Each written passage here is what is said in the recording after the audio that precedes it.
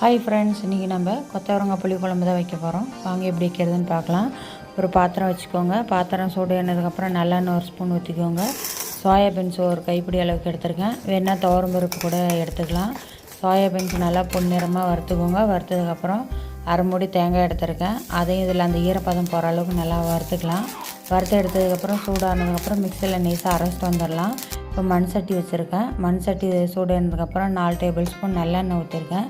நல்லெண்ணெய் சூடானதுக்கப்புறம் கடுகு, வெந்தயம், சீரகம் 3 நல்லா பொரிஞ்சதுக்கப்புறம் பூண்டு ஒரு 10 பல் எடுத்துருக்கேன்.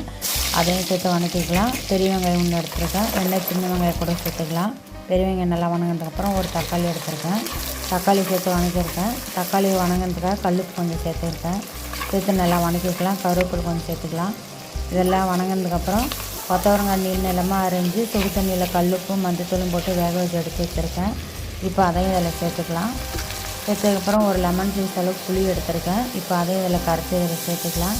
சேர்த்து நல்லா கிண்டி விட்டுறலாம். கொதிச்சதுக்கப்புறம் மஞ்சத்தூள், மிளகாய்த்தூள், வீட்டில் அரைச்ச குழம்பு தூள் இருக்குது, அதையும் இதில் சேர்த்து நல்லா கிண்டி விட்டுறலாம்.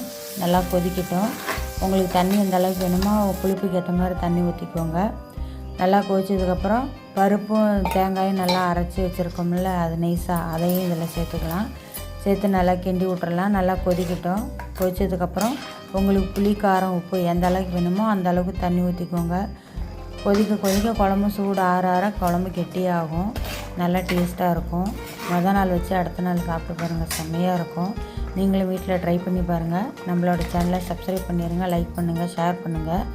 இதுக்கு முன்னே இந்த குழம்பு வச்சுருக்கீங்களா இல்லையான்னு சொல்லிட்டு கமெண்ட்டில் சொல்லுங்கள். பாய். நெக்ஸ்ட் வீடியோவில் பார்க்கலாம். அடுத்து என்ன மியூசிக் வைக்கலான்னு சொல்லிட்டு கமெண்ட்டில் சொல்லுங்கள். உங்களுக்கு என்னென்ன பாடல் பிடிக்குன்னு சொல்லிட்டு கமெண்ட்டில் சொல்லுங்கள்.